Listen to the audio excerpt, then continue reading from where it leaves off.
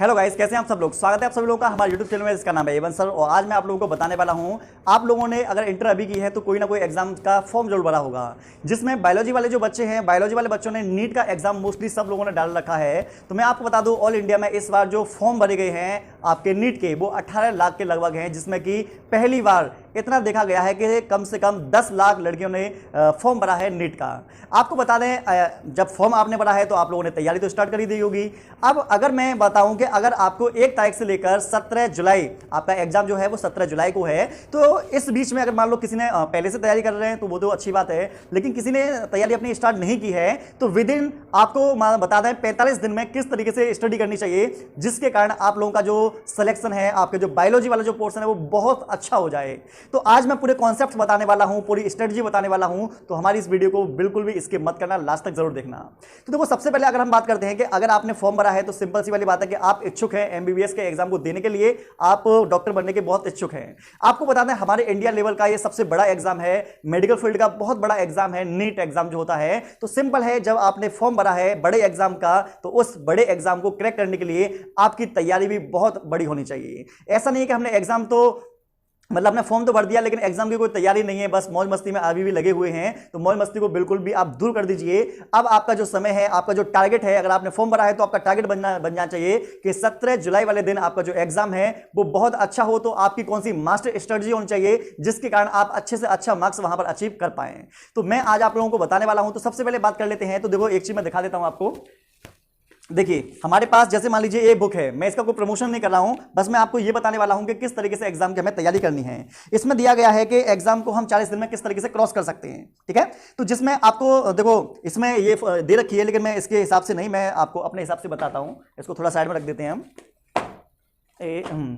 चलिए, तो देखो, सबसे पहले बात करते हैं। आपको बता दें, जैसा कि पता होगा कि लगभग फर्स्ट ईयर का हो चाहे इंटर का हो, ये दोनों बिल्कुल इक्वल चलते हैं बायोलॉजी वाला पोर्शन में। इसका मतलब ये है कि 45 क्वेश्चन आपके ये रहेंगे फर्स्ट ईयर वाले और 45 नंबर रहेंगे, 45 क्वेश्चन रहेंगे आपके इंटर वाले। दोनों को कंबाइन कर दिए जाए तो आपके जो टोटल क्वेश्चन होंगे वो यहाँ पर 90 क्वेश्चन आपको करने होंगे। और दूसरी तरफ आपको बता दें कि हमारे 45 नंबर की केमिस्ट्री, 45 क्वेश्चन की केमिस्ट्री, 45 क्वेश्चन की आपकी फिजिक्स। तो जितना पोर्शन आपका फिजिक्स केमिस्ट्री का है उतना ही हमारा ये बायोलॉजी का है। तो आपको बता दें, ये बायोलॉजी जो है बहुत स्कोरिंग सब्जेक्ट है। यहां पर आप अच्छा खासा नंबर गेन कर सकते हैं, क्योंकि यहां पर कैलकुलेशन ज्यादा नहीं करनी पड़ती आप लोगों को, जिसके कारण नंबर ज्यादा अचीव कर सकते हैं। तो आपको करना क्या है, सबसे पहले अगर आपने इंटर हो गई है तो कहीं ना कहीं आपने मतलब एग्जाम की अपना यूपी बोर्ड का जो एग्जाम है एनसीईआरटी का पढ़ा होगा, तो आप अपने नोट्स को लीजिए। अगर आपके पास नोट्स नहीं है मौजूद तो किसी स्टैंडर्ड बुक ले लीजिए, जैसे मान लो एनसीईआरटी नीट के एग्जाम के लिए सबसे बेस्ट है। उसके बाद में आपको फिंगर टिप्स ले लेनी है, जैसे कि मान लो उसमें ऑब्जेक्टिव क्वेश्चन आएंगे, एलएलएस वगैरह भी आती है, बहुत सारी किताब आती है विद्या वगैरह की। तो आपको क्या काम करना है, एक तो लेना है आप लोगों को मतलब एनसीईआरटी, ठीक है, जिसमें कि आपको कॉन्सेप्ट सीखने हैं, थ्योरी सीखनी है। दूसरा सब्जेक्ट वाइज, सब्जेक्ट वाइज नहीं, दूसरा आपको चैप्टर वाइज आपको ऐसे लेने क्वेश्चन आंसर वाली लेनी है।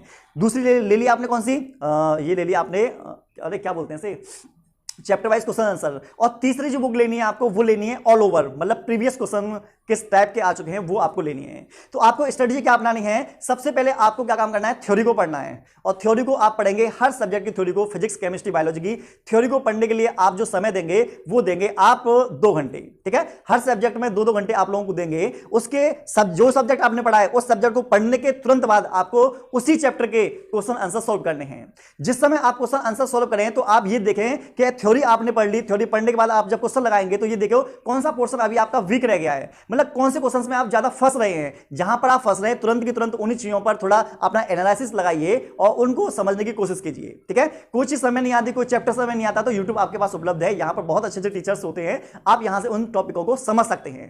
क्लियर हुआ। आपको क्या काम करना है, इस तरीके से जितने भी लगभग बायोलॉजी में 36 कितने हैं चैप्टर हैं, आप कोशिश करें एक दिन में एक चैप्टर खत्म करने की, ठीक है ना। अगर आप एक दिन में एक चैप्टर खत्म करेंगे तो उसके नोट्स आप लोगों ने पढ़े, क्वेश्चन आंसर किए, और हर संडे वाले दिन आपका काम होना चाहिए कि आपको प्रीवियस क्वेश्चन लगाने हैं। और लास्ट टाइम में आपके पास जो समय बचेगा, कम से कम जो 10-12 दिन बचेंगे लास्ट टाइम के, उसमें आपको प्रीवियस क्वेश्चन की सॉल्व करना है। प्रॉब्लम सॉल्व करनी है। उसके बाद में जब प्रॉब्लम सॉल्व करें तो आपको बहुत सारी चीजों का ध्यान भी रखना है। जैसे जब प्रॉब्लम सॉल्व करें तो आप क्वेश्चंस को बहुत ध्यान से पढ़िएगा, क्योंकि वो क्वेश्चंस जो देते हैं वो नेगेटिव क्वेश्चन ज्यादा देते हैं, आपको फंसाने वाले क्वेश्चन ज्यादा देते हैं। और आपको बता दें आपके नीट एग्जाम में मिलान वाले क्वेश्चन बहुत ज्यादा आते हैं। सही मिलान कीजिए, निम्न में से कौन सा मिलान गलत है, तो मिलान वाले कम से कम 10 से लेकर 15 आपके आते हैं, तो उन पर आप विशेष कर ध्यान देना। यहां पर अगर आप जो एग्जाम देने वाले हो ये बहुत बड़ा एग्जाम है, तो इस एग्जाम को देने के लिए आपको कॉन्सेप्ट पता होना चाहिए। तो जब भी आप पढ़ें तो कॉन्सेप्ट वाइज चीजें पढ़ें, चीजों को समझते हुए पढ़ें, ना कि रटें। यहां पर रट्टा फेंके वाला काम नहीं आता, वो इंटर में ही रह जाता है, वो छोड़ दीजिए।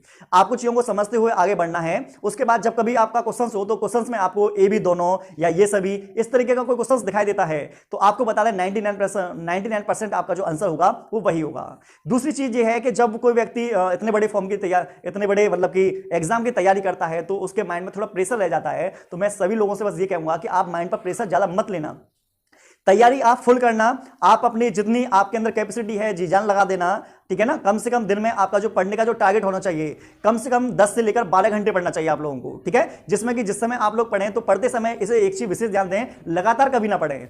आपको क्या काम करना है, जैसे मान लो आपने थ्योरी पढ़ ली, थ्योरी पढ़ने के बाद आपको 10 से 15 मिनट का गैप लेना है। गैप लेने के समय आप थोड़ा सा म्यूजिक सुन सकते हैं, या फिर मान लो पानी पी सकते हैं, थोड़ा टहल सकते हैं, या फिर किसी से बात कर सकते हैं। मतलब 10-15 मिनट में आपको माइंड को रिफ्रेश कर लेना है। जब आपका माइंड रिफ्रेश हो जाए उसके तुरंत बाद आपको क्या काम करना है, फिर उससे रिलेटेड क्वेश्चन आंसर को सॉल्व करने हैं। और क्वेश्चन आंसर को सॉल्व करते समय आप बहुत सारी जो गलतियां करते हैं उन गलतियों को बिल्कुल मत करना। मैंने वीडियो बना रखी है कि ऑब्जेक्टिव क्वेश्चंस को करते समय बच्चे कौन कौन सी गलतियां करते हैं, आप ना गलती करें उसके लिए वीडियो मैंने बना दी, उस वीडियो को आप देख सकते हैं। उसके साथ मैं आपको बता दूं कि आपको माइंड पर प्रेशर ना हो उसके लिए आप प्रॉपर पहले मैंने बताया 10 से 12 घंटे करने हैं। उसके बाद में 8 घंटे की आपको नींद लेनी है। 4 घंटे का जो आपके पास समय है उसमें आप कुछ भी कर सकते हैं। नहीं 4 घंटे का नहीं, 2 घंटे का समय है, तो आप देख लीजिएगा आपको 10 घंटे पढ़ना है या 12 घंटे पढ़ना है। मैं बस ये कहना चाहूंगा आप लोगों से कि आपको कुछ भी हो जाए 7 से लेकर 8 घंटे की नींद तो आराम से लेनी है। जब माइंड आपका रिफ्रेश हो जाएगा तो अच्छे तरीके से पढ़ाई कर पाएंगे। आप कोशिश करें कि मॉर्निंग में लगभग 4:30 बजे के लगभग आप उठ जाया करें और 5 बजे से आप पढ़ाई स्टार्ट कर दिया करें। और लेट नाइट तक आपको ज़्यादा नहीं पढ़ना। पढ़ने में लास्ट जो आपको पढ़ना हो तो लास्ट मैं जो बता रहा हूँ 11 बजे तक, बस 11 बजे से ज़्यादा फिर आप मत पढ़ना, ठीक है। और आपको देखो कोई भी प्रॉब्लम होती है तो आप हमें कमेंट सेक्शन में बता दीजिए। आपको कोई भी जैसे मान लो पढ़ते समय अगर नींद आती है तो आप वो मुझे बता सकते हैं उसकी प्रॉब्लम, या याद करने में कोई दिक्कत आती है, कॉन्सेप्ट को समझने में कोई दिक्कत आती है तो आप कमेंट सेक्शन में बता देना। मैं उससे रिलेटेड चीज़ों को आपको मैं समझा दूंगा। और बायोलॉजी में कोई भी प्रॉब्लम आए तो आप मुझसे जरूर बता सकते हैं, मैं आपकी बायोलॉजी की प्रॉब्लम को सॉल्व जरूर करने की कोशिश करूंगा, ठीक है।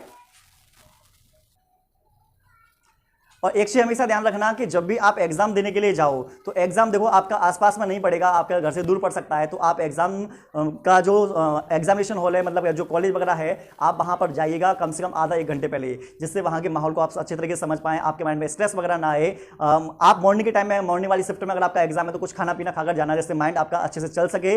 और पॉजिटिव रहना, सबसे मेन चीज है पॉजिटिव रहना। आप वहां पर कुछ भी हो जाए आपको माइंड में नेगेटिविटी नहीं आनी चाहिए। फुल कॉन्फिडेंस के साथ एग्जाम देने के लिए जाना, ब्लैक ब्लू पेन का और टी-शर्ट पहन के जाना, कोई घड़ी वगैरह या कुछ भी नहीं होना चाहिए, बिल्कुल नॉर्मल तरीके से जाइएगा। आपका एग्जाम बहुत अच्छा होगा। मैं यही भगवान से दुआ करूंगा कि आपका एग्जाम एक बार में क्रैक हो जाए और आप अपने घर वालों का और अपना नाम कर रहे हैं। मेरी वीडियो आप लोगों को अच्छी लगी हो तो आप हमें कमेंट सेक्शन में जरूर बता सकते हैं और बोल सकते हैं यस सर।